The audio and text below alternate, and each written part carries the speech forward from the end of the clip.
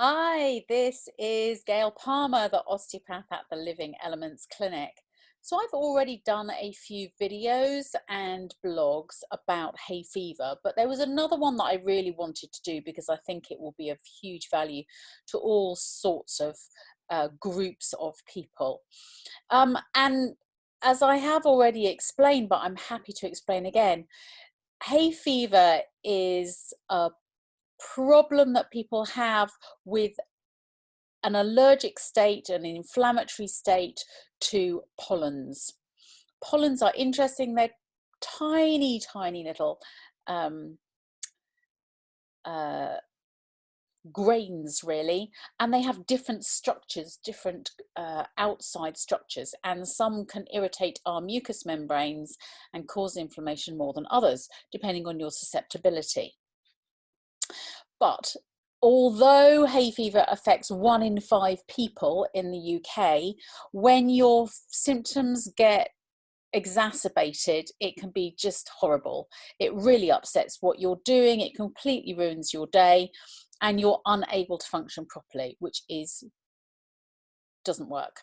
So if you can find ways to help yourself improve that situation, that has got to be good news.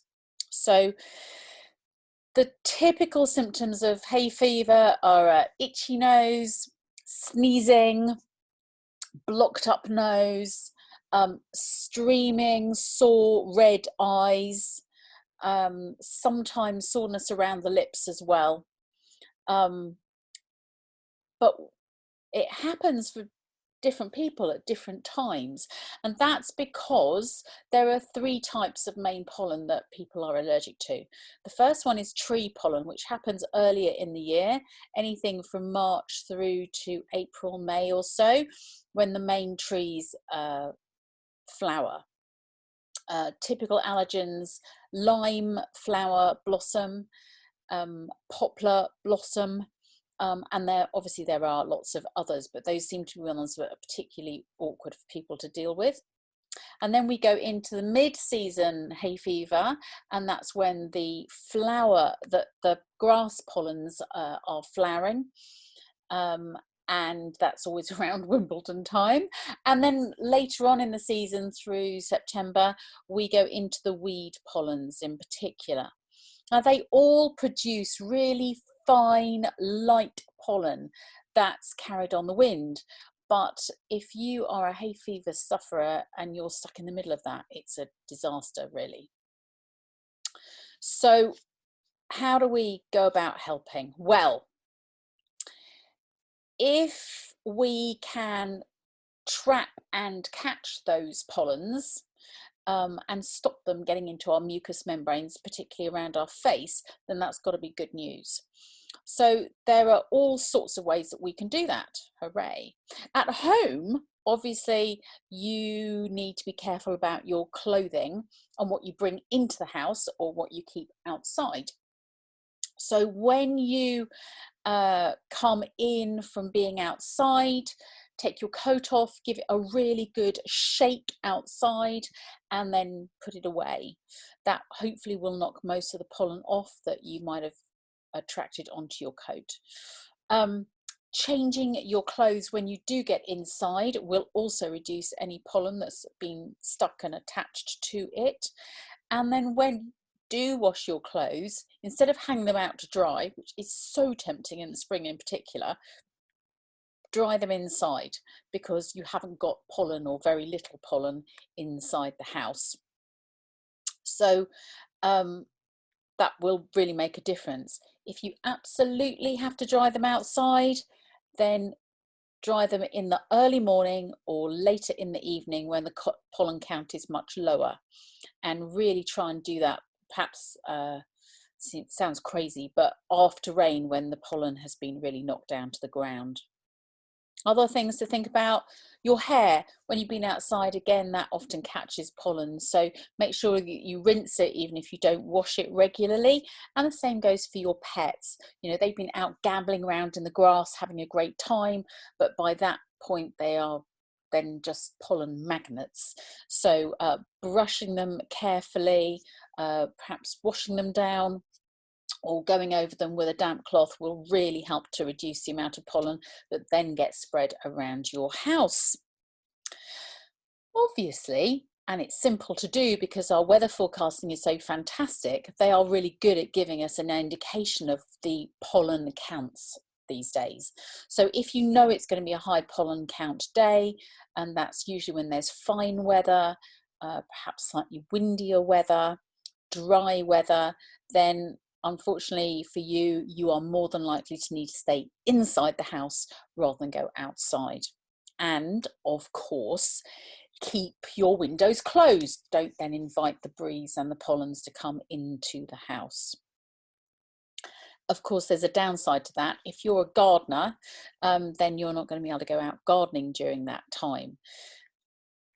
Obviously, if you have a grass pollen allergy, mowing the lawn is probably the worst thing that you can do. So if you can get someone else to mow the lawn, all well and good. And if that isn't possible, then again, mow the lawn early morning or later in the evening if it's possible.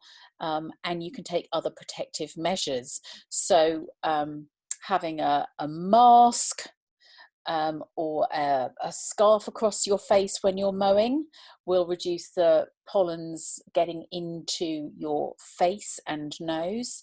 Putting some Vaseline over or under your top lip will hopefully trap the pollen before it actually goes into your nose. And also making sure that your eyes are covered. So sunglasses are really useful, but make sure they're the close wraparound type, or even wear safety goggles, so that you can't pretty much get any pollen get into your eyes to irritate you. If you're a smoker, that's definitely been shown to aggravate the whole situation. So try and reduce the amount of smoking that you do, particularly when it's high pollen like that. And one of the best things to do is to get out of the city, get into the countryside, because although you might think that there's a lot more pollen in the countryside, and there probably is, the added addition of extra car pollutants and air pollutants in the city aggravates the already irritated membranes and tends to aggravate the hay fever as a result. One of the best places to head, and we're blessed here in Chichester, is to go to the seaside, to be close to the sea. The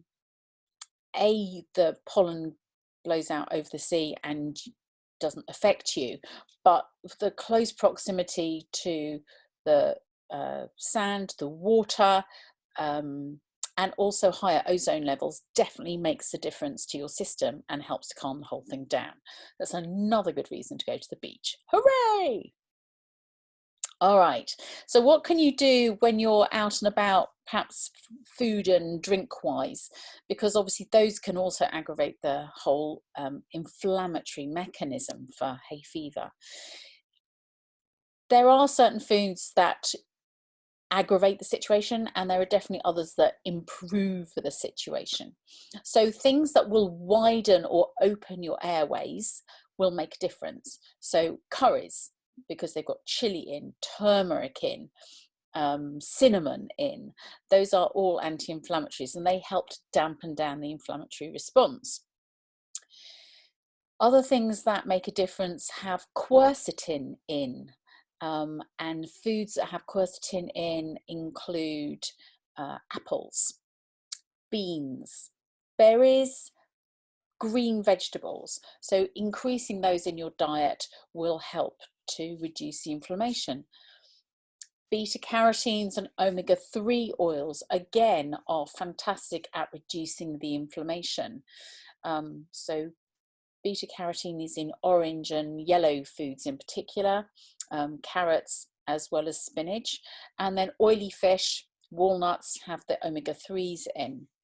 And I highly recommend getting some salmon oil plus from the clinic. It's ultra clean, but I've had the most extraordinary results for hay fever and asthma, amongst other things, because of its huge dampening down effect with the inflammation. Teas. You can get all sorts of herbal teas, which you can either get from a herbalist or make up yourself, that will reduce the effect of the hay fever.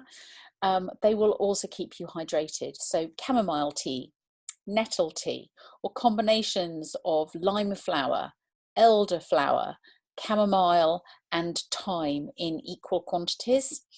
You mix it all up. A spoonful of that steeped for 5 minutes will really help to calm things down, and are very effective.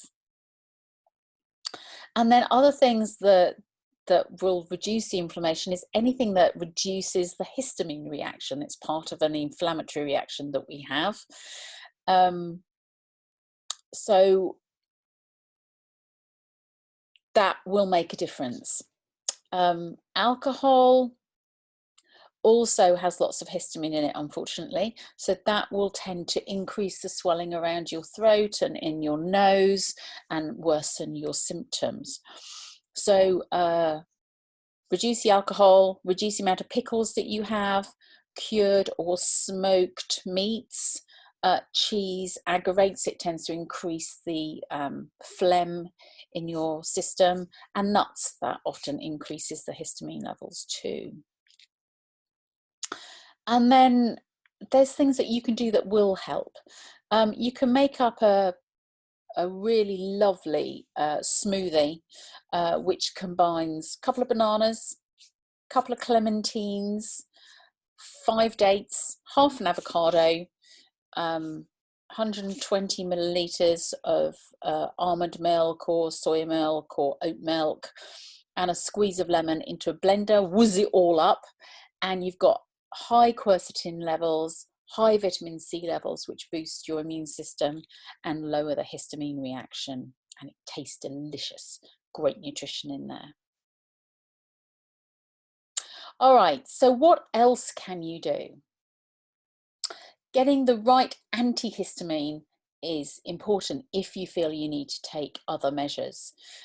Some make you very drowsy, and some are not very effective in their actions, and can disrupt how you're able to work during the day.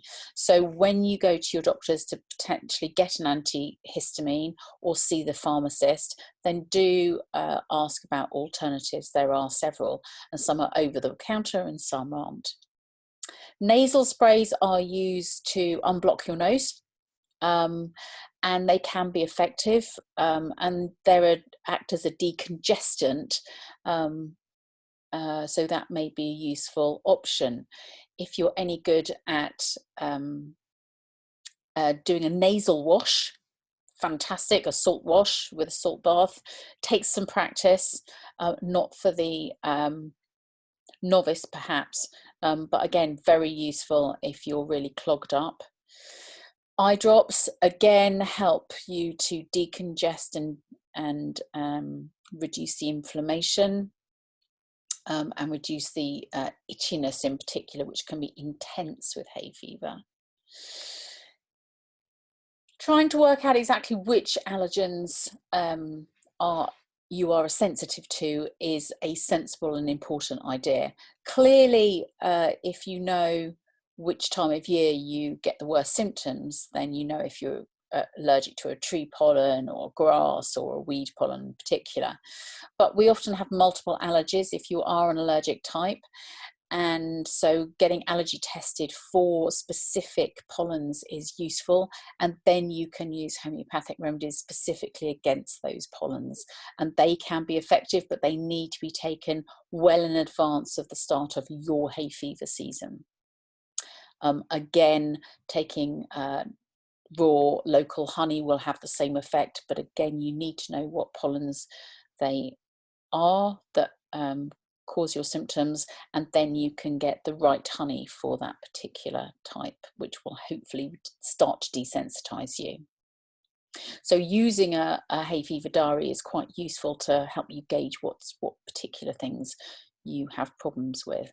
So I hope that those simple things that you can do at home, particularly when you're in the house or going from outside to inside, make a difference for you. And if you've got any questions, then get hold of me. You can get hold of me at the Living Elements Clinic, of course. And if I can be of service, I will be. In the meantime, please subscribe to this channel. That would be fantastic. And if you want to have a look at further information, go to the Living Elements blog, and that is livingelements.co.uk/blog/. Thanks very much. Take care for now. Bye bye.